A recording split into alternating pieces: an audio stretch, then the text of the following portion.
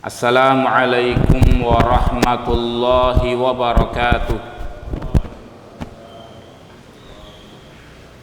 Innal hamdalillah nahmaduhu wa nasta'inuhu wa nastaghfiruh wa na'udzu billahi min shururi anfusina wa sayyiati a'malina.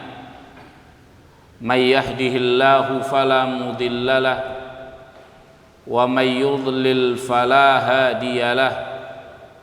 Asyhadu an la ilaha illallah wahdahu la syarika lah wa asyhadu anna Muhammadan abduhu wa rasuluh sallallahu alaihi wa ala alihi wa ashabihi wa man tabi'ahum bi ihsanin ila yaumiddin wa sallama tasliman katsira.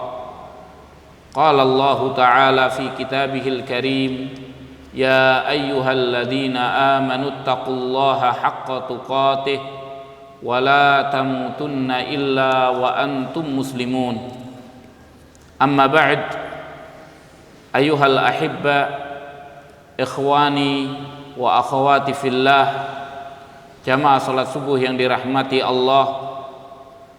Alhamdulillah, kita bersyukur kepada Allah pada kesempatan subuh yang mulia ini kita sekalian dapat melaksanakan kewajiban kita di dalam menunaikan ibadah salat subuh dengan berjamaah. Kita mengharap dan bermohon kepada Allah, mudah-mudahan Allah Ta'ala senantiasa menerima amal ibadah kita. Ikhwani wa akhwati fillah, a'azakumullah.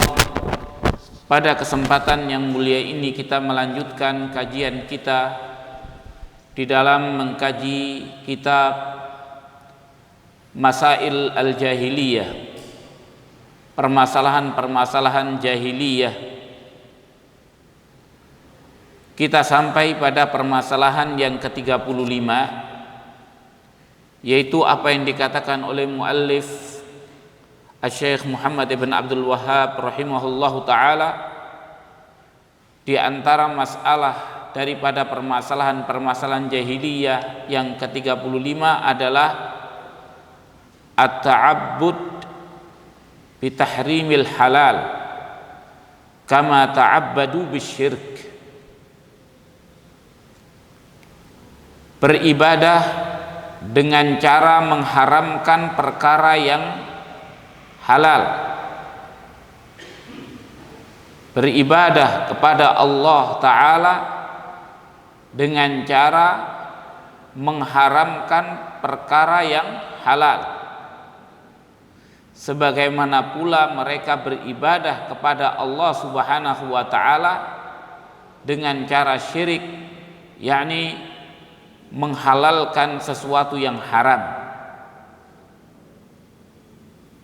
Di dalam pernyataan muallif rahimahullahu ta'ala, beliau mengatakan bahwasannya di antara perkara jahiliyah yang terdahulu, di dalam orang-orang jahiliyah yang ada padanya para anbiya dan juga Rasul kita Muhammad sallallahu alaihi wasallam, bahwasannya orang-orang jahiliyah mereka beribadah mendekatkan diri kepada Allah dengan cara mengharamkan yang halal, sebagaimana mereka juga beribadah kepada Allah dengan cara menghalalkan yang haram. Yani halal dan haram dikacaukan oleh mereka. Ini adalah perbuatan yang dilakukan oleh orang-orang jahiliyah. Padahal kita ketahui bersama, al-halalu wal haram, halal dan haram itu seluruhnya kembali urusannya kepada Allah Subhanahu wa Ta'ala. Tidak ada seorang pun yang berhak atau boleh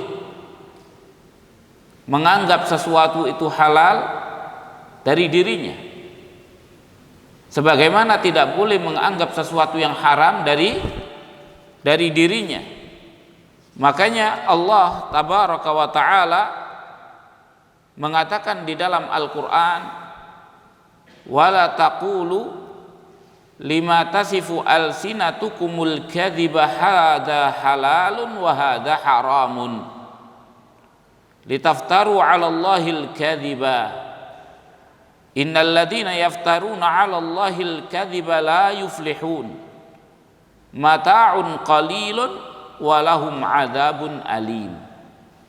Allah berfirman, wala taqulu, dan janganlah kalian mengatakan, lima tasifu alsinatukum, pada perkara-perkara yang disifati oleh lisan-lisan kalian, al-kadzib, lisan-lisan kalian yang penuh dengan kedustaan, hadza halalun, ini perkara yang halal, wa hadza haramun, dan ini perkara yang haram, litaftaru 'alallahil kadzib, untuk kalian membuat-buat atas nama Allah dengan kedustaan.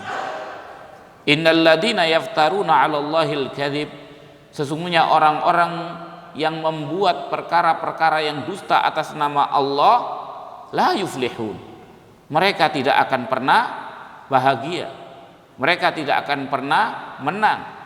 Mata'un qalilun, kenikmatan yang sedikit, walahum 'adzabun alim, dan bagi mereka azab yang pedih.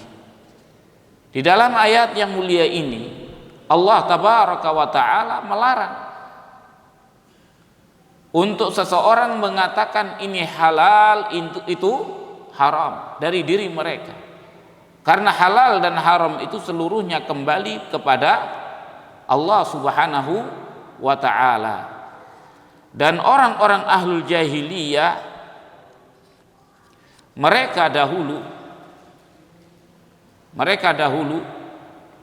menetapkan perkara-perkara yang halal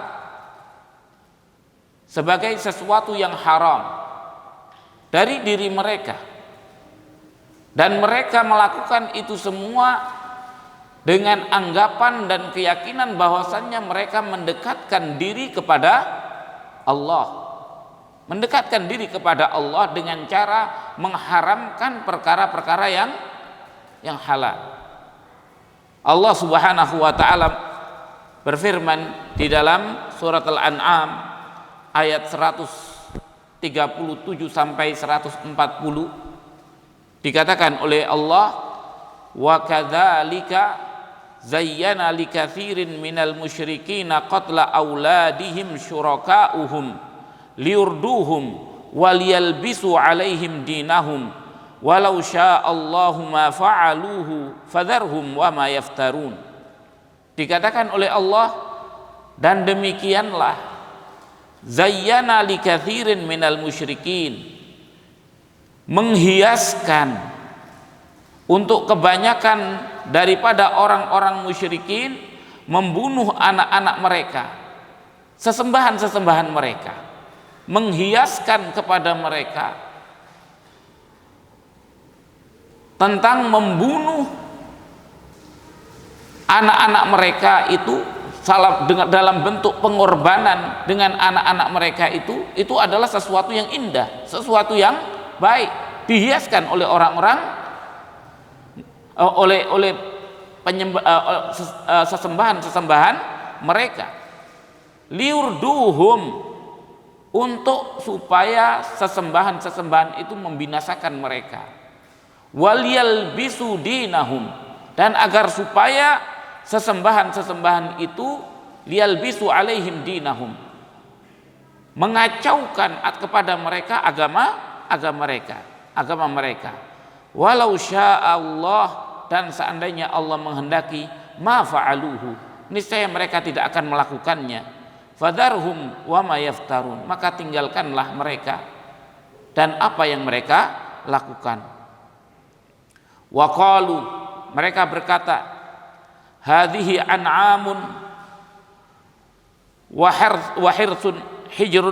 harsun la yat'amuha illa man nasha'u bi za'mihim wa an'amun hurrimat zuhuruha wa an'amun la yadhkuruna asmallah 'alaiha iftira'an 'alaih.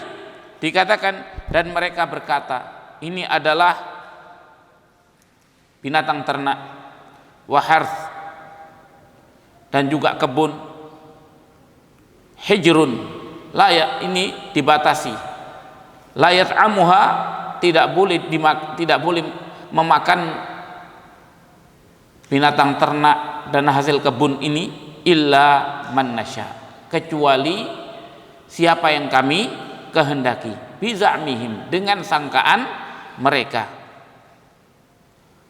Wa an'amun, dan diantara binatang-binatang ternak, hurrimat zuhuruha, tidak diharamkan untuk dinaiki. Wa an'amun la yadhkuruna asmallahi 'alaiha, dan ada binatang-binatang ternak yang tidak boleh disebutkan nama Allah ketika disembelih. Iftira'an 'alaih, itu semua adalah dalam bentuk iftira', mengada-ada atas nama Allah. Sajazihim bima kanu yaftarun, Allah akan membalas dengan apa yang mereka mengada-adakan. Wa qalu, dan mereka mengatakan, ma fi butunihi hadhil an'am khalisatun lidukurina, apa yang ada di dalam perut binatang ternak ini itu khusus untuk orang-orang laki di antara kita. Wa muharramun ala azwajina, dan haram atas istri-istri kita. Wa in yakun maitah, kalau ternyata dilahirkan dalam keadaan mati, fahum fihi syuraka, maka semua boleh memakannya. Sajazihim wasfahum, Allah akan membalas penyifatan yang mereka sifatkan. Innahu hakimun alim, sesungguhnya Allah maha bijaksana lagi maha mengetahui. Qad khasiral ladina qatalu auladahum safahan bighairi ilmin, telah merugi orang-orang yang membunuh anak-anak mereka karena kebodohan dengan tanpa ilmu. Wa harramu ma razaqahumullah, dan mereka telah merugi pula mereka apa yang mereka haramkan daripada rezeki Allah Subhanahu wa taala, iftira'an 'ala Allah, sebagai bentuk kedustaan atas nama Allah. Qad dhallu, mereka telah sesat, wa ma kanu muhtadin, dan tidaklah mereka orang-orang yang terberi petunjuk. Di dalam ayat yang mulia ini, kalau kita perhatikan di dalam surat Al-An'am, mereka orang-orang musyrikin mengaku dengan mengatasnamakan Allah Subhanahu wa taala membunuh anak-anak mereka, mengharamkan perkara-perkara yang halal kepada mereka.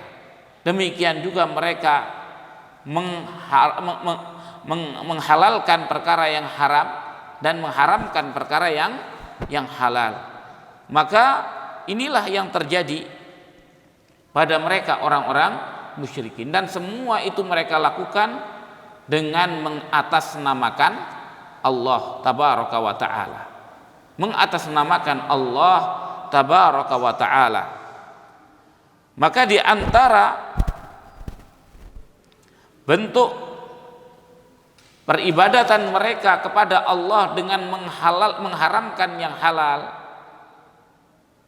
dan menghalalkan yang haram adalah mereka mempermainkan tentang perkara yang berkaitan dengan Ashhurul Hurum, mempermainkan tentang masalah yang berkaitan dengan bulan-bulan haram.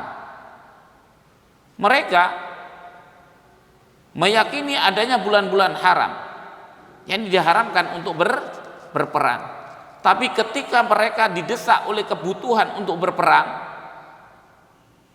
pada bulan ini, maka bulan haramnya ditunda, bulan haramnya diundur, nanti diganti pada bulan yang lainnya. Maka inilah yang dikatakan oleh Allah tabaraka wa taala, innaman nasi'u ziyadatun fil kufr yudhallu bihil ladina kafaru yuhillunahu aman wa yuharrimunahu aman liwati'u iddata ma harramallah fayuhillu ma harramallah zuyyina lahum su'u a'malihim wallahu la yahdil qaumal kafirin. Dikatakan oleh Allah Subhanahu wa taala, innaman nasi, hanya saja menunda bulan haram itu tambahan di dalam kekufuran.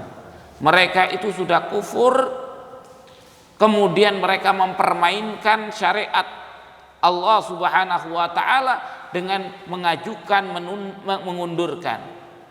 Dikatakan itu tambahan di dalam kekafiran. Yudhallu bihil ladina kafar, mereka disesatkan dengan cara mereka menghalalkan bulan di dalam satu tahun itu, kemudian mereka menggantikan di bulan yang lainnya, di tahun yang berikutnya selama satu tahun. Liwati'u iddata ma haramallah, agar supaya menyesuai dengan apa yang diharamkan oleh Allah Subhanahu wa taala. Maka mereka menghalalkan apa yang diharamkan oleh Allah. Zuyyina lahum su'u a'malihim, mereka dihiaskan kepada mereka jeleknya amalan mereka. Amalan mereka yang jelek dihiaskan seakan-akan menjadi amalan yang baik. Wallahu la yahdil qaumal kafirin, Allah tidak memberi petunjuk bagi orang-orang yang amalannya orang-orang yang kafir. Maka kalau kita lihat di dalam ayat ini, inilah kebiasaan yang terjadi pada orang jahiliyah. Mereka mempermainkan syariat, tidak ada konsistensi terhadap syariat, berpegang teguh dengan syariat, sesuai dengan ketentuan dan ajaran, tapi semua bisa diatur, semua bisa diatur ketika mereka memerlukan. Ini adalah kebiasaan orang jahiliyah.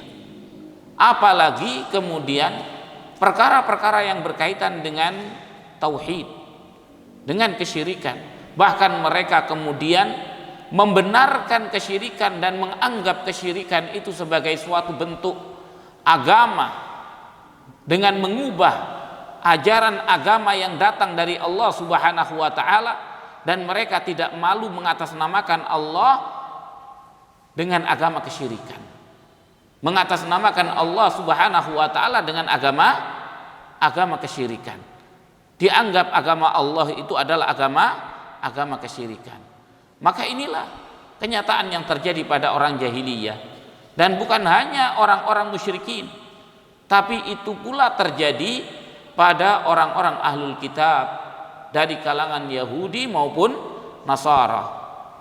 Orang-orang Yahudi kita ketahui bersama, mereka sama menghalalkan yang diharamkan oleh Allah Subhanahu wa taala. Makanya Allah Subhanahu wa taala mengatakan, ittakhadhu akhbarahum wa ruhbanahum arbaban min dunillah. Mereka menjadikan ahbar, ulama-ulama mereka, wa ruhban, dan pendeta-pendeta mereka, arbaban min dunillah, tuhan-tuhan dari selain Allah. Ketika Rasul membacakan hal ini kepada Adi ibn Hatim At-Ta'i, seorang sahabat Nabi yang dahulunya orang Nasrani, ia mengatakan, ya Rasulullah, kami tidak pernah menyembah para ulama, tidak pernah menyembah para pendeta. Maka dikatakan oleh Rasul Shallallahu Alaihi Wasallam, bukankah mereka ulama dan pendeta itu menghalalkan apa yang diharamkan oleh Allah, dan kalian mengikuti mereka? Dan bukankah mereka menghalalkan yang diharamkan oleh Allah, dan kalian pun ikut mengharamkannya? Maka itulah bentuk ibadah kalian kepada mereka. Maka ini adalah kebiasaan orang-orang ahlul jahiliyah. Mereka kebiasaannya, baik musyrikin maupun ahlul kitab, mereka yang dipentingkan adalah waro, wani piro. Ketika ada tawaran, maka mereka siap menjadikan agama untuk barang yang diperjualbelikan. Maka inilah kebiasaan orang jahiliyah, dan tidak segan-segan kemudian mereka mengatasnamakan kesesatan yang mereka buat itu sebagai agama. Inilah yang diperintahkan oleh Allah Subhanahu wa ta'ala. Maka halal dan haram itu seluruhnya adalah sesuai dengan hawa nafsu yang mereka ada padanya, sesuai dengan kepentingan. Kalau ada tawaran yang besar untuk kepentingan mereka, untuk kepentingan kelompok mereka, untuk kepentingan keselamatan mereka, maka mereka tidak segan menghalalkan yang haram ataupun mengharamkan yang halal. Bahkan membenarkan kesyirikan pun tidak menjadi masalah. Itulah yang dilakukan oleh orang-orang ahlul jahiliyah. Maka dari itu Nabi kita Muhammad sallallahu alaihi wasallam datang dengan satu ajaran yang pasti, ajaran yang tidak boleh seseorang mempermainkan. Ada kesungguhan, keseriusan, konsisten di dalam berpegang teguh dengan agama. Halal dan haram kembali kepada Allah Subhanahu wa ta'ala. Boleh dan tidak itu adalah haknya Allah. Maka haknya Allah adalah hakut tasyri'. Haknya Allah adalah hak perintah. Makanya dikatakan walillahil khalqu wal amr. Dikatakan oleh Allah walillahil khalqu wal amr, dan milik Allah al khalq. Allah yang mencipta. Sebagaimana Allah mencipta, Allah yang berhak untuk memerintah.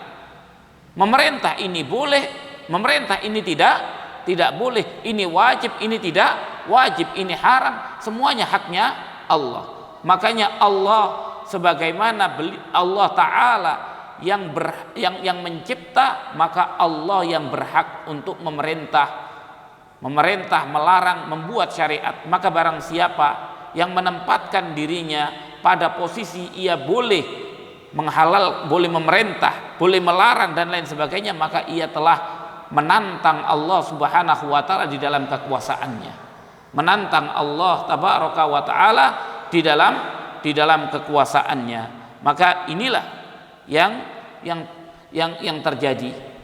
Inilah yang terjadi pada orang-orang yang menghalalkan dan mengharamkan dari diri mereka sendiri, tidak bersandarkan kepada apa yang dihalalkan dan diharamkan oleh Allah Subhanahu wa ta'ala. Dan kebiasaan jahiliyah yang tadi kita jelaskan di dalam kehidupan kita sekarang ini masihlah sesuatu yang nampak jelas. Di antara yang paling jelas adalah ajaran kesyirikan yang diharamkan oleh Allah Tabaraka wa ta'ala. Bagaimana mungkin kemudian menjadi ajaran yang disangkakan itu ajaran Allah? Seseorang datang ke kuburan-kuburan para wali, meminta-minta kepada kuburan, dan bahkan mengatakan bahwasannya mengunjungi kuburan para wali itu merupakan haji. Itu merupakan haji. Bahkan ada di antara mereka mendatangi sebagian daripada kita dan mengatakan haji sekarang itu antriannya lama, haji yang besar susah sekarang. Mari, daripada sampean tidak bisa haji besar, kita haji kecil. Dibilang maksudnya gimana haji kecil? Kita mengunjungi kuburan-kuburan para wali, itu setara dengan haji kecil. Membuat syariat. Apalagi kemudian di dalam praktek apa yang mereka lakukan, meminta-minta kepada selain Allah dengan dalih bahwasanya itu adalah tawassul, itu adalah bentuk pengagungan, pengagungan kepada para wali Allah, sehingga ketika ada orang yang melarang, meminta-minta kepada selain Allah Subhanahu wa taala, dianggap tidak menghargai, tidak menghormati wali Allah. Padahal mencintai wali Allah itu wajib. Mencintai wali Allah itu adalah wajib. Kenapa? Karena wali Allah, orang yang dicintai oleh Allah, wajib bagi kita untuk mencintai apa yang dicintai oleh Allah Subhanahu wa taala. Allah disebutkan di dalam hadis, idza ahabballahu 'abdan, kalau Allah Subhanahu wa taala mencintai seorang hamba, da'a Jibril, Allah memanggil Jibril, ya Jibril, ana uhibbu fulanan fa ahibbah, wahai Jibril, aku mencintai si fulan, maka cintai si fulan. Maka Jibril pun mencintai si fulan.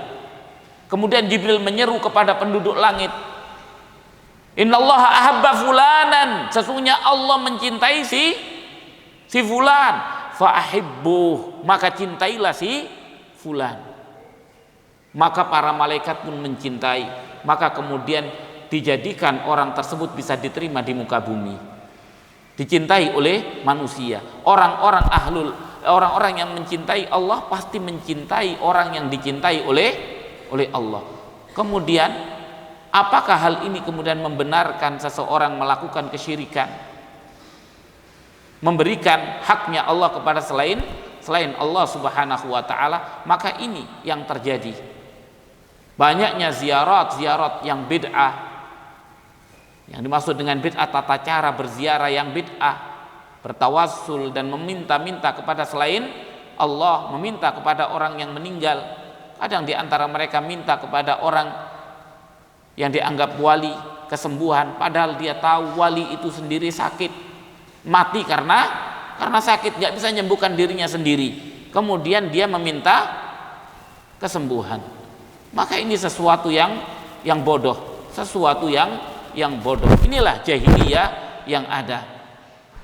Kemudian di antara bentuk-bentuk kejahilian ini yang masih ada adalah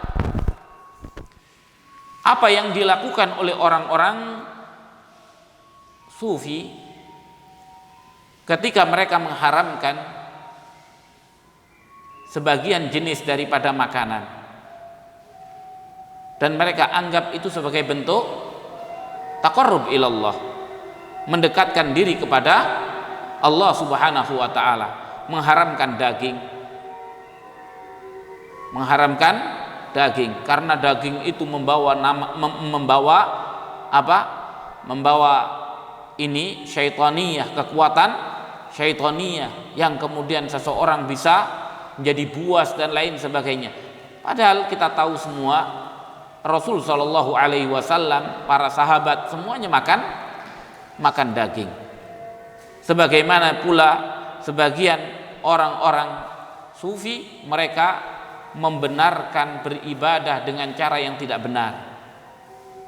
Laki perempuan dikumpulkan dalam satu, kemudian disuruh melepas semua pakaian seakan-akan ini adalah bentuk melepaskan dosa. Kemudian mereka disiram dengan air dan lain sebagainya. Laki perempuan berkumpul dalam keadaan telanjang, kemudian dimandikan dan lain sebagainya. Maka ini adalah di antara bentuk yang haram dihalalkan, dan itu dinamakan sebagai bentuk ibadah kepada Allah Subhanahu wa ta'ala. Orang-orang yang dahulu membenarkan, dan orang sekarang pula membenarkan, memakan harta manusia dengan cara yang batil, mengatasnamakan Allah Subhanahu wa ta'ala. Sekarang ini coba kita lihat, ada yang namanya, kalau ada orang meninggal itu ada namanya fidyah. Namanya apa? Fidyah. Fidyah apa? Fidyah sholat. Jadi orang ketika meninggal, berapa hari dia tidak melaksanakan sholat, maka dihitung oleh dia, kemudian sebagai gantinya dibayar dengan fidyah. Siapa yang menerima? Yang menerima tokoh agama. Yang menerima tokoh agama dengan mengatakan ini fidyahnya si fulan yang telah meninggal, fidyah sholat. Apakah ada fidyah sholat? Bagaimana cara menghitung fidyah sholat? Per rakaat? Apa per waktu? Apa per hari? Orang sakit, Rasul mengajarkan bagaimana cara sholatnya orang sakit. Perkara sholat tidak bisa ditinggalkan dalam keadaan apapun, sampai ketika orang tidak bisa bergerak dia cukup berisyarat. Najis, ya sudah, kalau orang tidak bisa membersihkan diri dari najis, maka kewajiban sholat tidak pernah gugur. Ia melakukan seperti yang ia mampu. Ia tidak bisa wudhu, diwudhukan. Tidak ada yang mewudhukan, ya sudah, dia bersolat. Ya Allah, ini ittaqullaha mastata'tum. Bertakwalah kepada Allah semampu kalian. La yukallifullahu nafsan illa wus'aha. Sampai kapanpun sholat itu tidak boleh ditinggalkan. Tapi bagaimana orang dengan mudah? Bahkan saya pernah umroh. Kebetulan saya umroh sebenarnya sama ininya teman saya. Tapi kebetulan di blacklist, saya dilempar, diikutkan kepada satu rombongan. Ketika umroh, pimpinan dari rombongan itu dari awal berangkat sampai di mana? Di Madinah tidak pernah sholat. Sholat di jalan tidak ada. Dan dia adalah tokohnya, pembimbingnya. Kemudian dia mengajak, mari para jamaah kita mengqadha selama waktu yang kita tinggalkan, dari mulai berangkat sampai di Madinah. Berapa waktu? Kita qadha bersama-sama. Jadi kita tidak bisa bayangkan kalau sebelum sampai mereka meninggal lebih dulu. Dan kemudian ini adalah ajarannya siapa? Rasul mengajarkan tentang cara sholat di dalam safar, di dalam perjalanan. Tapi semua itu menjadi tidak ada artinya bagi sebagian mereka. Maka dari itu ini adalah cara-cara yang tidak benar, cara-cara yang tidak diajarkan oleh Allah, tidak juga diajarkan oleh Rasulnya Shallallahu Alaihi Wasallam. Demikian pula mereka beribadah jahiliyah yang ada. Rasul Shallallahu Alaihi Wasallam mengharamkan kuburan itu dibuat masjid. Masjid dimasuki oleh kuburan, diharamkan oleh Rasul. Rasul mengatakan apa? Dikatakan oleh Rasul Shallallahu Alaihi Wasallam,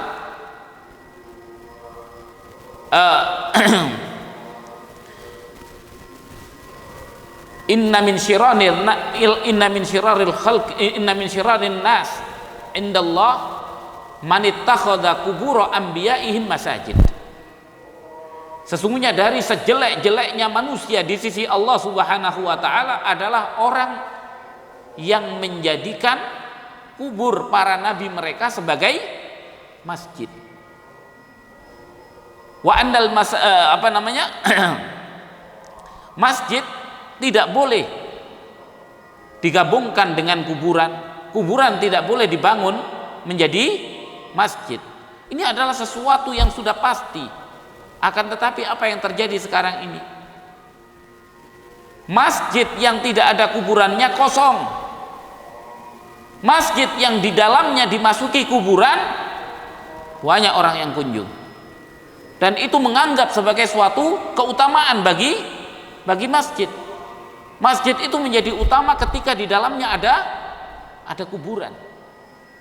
Menganggap sesuatu yang kelebihan daripada masjid dengan diadakannya di dalamnya ada kuburan. Maka ini adalah, coba bagaimana syaitan mempermainkan agama kita, merubah bagaimana dinu tauhid dirubah menjadi dinu syirk, agama tauhid dirubah menjadi agama kesyirikan.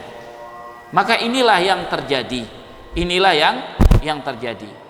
Dan sebagaimana pula permasalahan yang ke-36 di antara bentuk jahiliyah yang ada pada mereka, pada orang-orang jahiliyah terdahulu, adalah at-ta'abbud bikashfil aurat liqaulihi ta'ala wa idza fa'alu fahishatan qalu wajadna 'alaiha aba'ana wallahu amarna biha.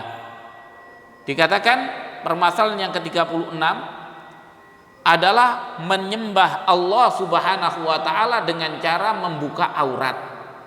Membuka aurat. Ini dikarenakan firman Allah taala, wa idza fa'alu, kalau mereka itu melakukan fahishatan, perbuatan fahisyah, mereka mengatakan wajadna 'alaiha aba'ana wallahu amarna biha. Kami mendapatkan di atasnya bapak-bapak kami dan Allah memerintahkan kami dengannya. Dikatakan ini terjadi pada orang-orang Quraisy dan orang-orang Arab. Dahulu di kalangan orang Quraisy, orang Arab pada umumnya, mereka membagi berkaitan dengan Ka'bah, ada yang namanya al-hul, ada yang namanya al-hums. Al-hul itu orang yang tinggal di tanah halal. Tanah halal itu selain tanah haram. Tanah haram adalah Makkah. Maka orang yang tinggal di luar Makkah, maka mereka dibilang hul. Sedangkan orang yang tinggal di dalam kota Makkah disebut hums. Orang hul kalau mau beribadah di Ka'bah, maka mereka harus menanggalkan pakaian yang penuh dengan dosa. Katanya mereka, pakaian yang penuh dengan dosa, yang dikotori oleh najis-najis, yang tidak boleh dipakai beribadah kepada Allah Subhanahu wa ta'ala. Mereka orang hul harus ada teman dari kalangan orang haram yang disebut dengan harami, yakni penduduk haram yang meminjamkan pakaian. Maka dari itu, bagi orang yang memiliki teman sekutu di kalangan orang yang tinggal di Mekah, maka ia boleh meminjam pakaiannya kemudian dipakai tawaf beribadah. Sedangkan orang yang tidak punya pakaian, tidak punya teman, dia harus menanggalkan. Lakinya copot polos, perempuannya copot hanya sebagian yang menutupi kemaluannya, hanya sebagian yang menutupi kemaluannya. Dan kebanyakan mereka perempuan melakukan tawaf itu di waktu malam supaya tidak dilihat oleh orang. Maka ini yang terjadi pada zaman dahulu, dan itu dianggap oleh mereka sebagai bentuk kesungguhan di dalam beribadah kepada Allah. Kenapa? Mereka rela membuka aurat mereka demi untuk beribadah kepada Allah, menunjukkan bahwasanya mereka mengagungkan Allah. Coba, mengagungkan Allah dengan cara menanggalkan pakaian dosa, pakaian yang penuh dosa, pakaian yang kotor, kemudian menghadap kepada Allah dengan telanjang polos. Itu dianggap sebagai apa? Sebagai bentuk peribadatan yang sangat luar biasa. Ini yang terjadi dahulu di kalangan orang-orang Arab. Makanya Allah mengatakan wa idza fa'alu fahishatan, kalau mereka melakukan perbuatan fahisyah. Fahisyah yang dimaksud di sini adalah kasyfu aurat, membuka aurat. Mereka mengatakan apa? Kami telah dapatkan hal ini dari bapak-bapak kami. Bapak-bapak kami melakukan seperti ini dan Allah memerintahkan hal ini.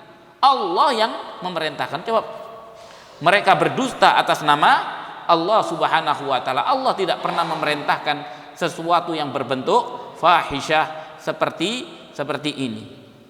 Maka inilah yang terjadi. Padahal Allah mengharamkan seseorang melihat kepada auratnya orang laki, haram melihat auratnya orang laki. Orang perempuan haram melihat auratnya orang perempuan, apalagi orang laki melihat auratnya perempuan, orang perempuan melihat auratnya orang laki. Rasul Shallallahu Alaihi Wasallam ketika datang Abdullah ibn Ummi Maktum, istrinya Rasul Shallallahu Alaihi Wasallam melihat kepada Abdullah ibn Ummi Maktum, memperhatikan. Dikatakan oleh Rasul, tidak boleh hal itu kalian lakukan. Dia orang buta. Iya, dia buta. Kalian kan tidak buta. Dikatakan oleh Rasul Shallallahu Alaihi Wasallam, dia orang buta tidak bisa melihat. Yani ketika menemani Rasul Shallallahu Alaihi Wasallam, istrinya dikatakan kalian tidak boleh. Dia kan orang buta ya Rasul. Dia tidak bisa melihat kita. Iya, tapi kalian tidak buta. Maka dari itu ini ajaran agama Islam. Oleh karena itu orang-orang jahiliyah terdahulu, orang-orang musyrikin, mereka melakukan perkara-perkara yang sesungguhnya fahisyah, dan mereka anggap itu satu bentuk peribadatan kepada Allah, bahkan ketakwaan yang lebih tinggi di sisi Allah Subhanahu wa taala. Dan ini pun ada pada masyarakat kita yang seperti ini.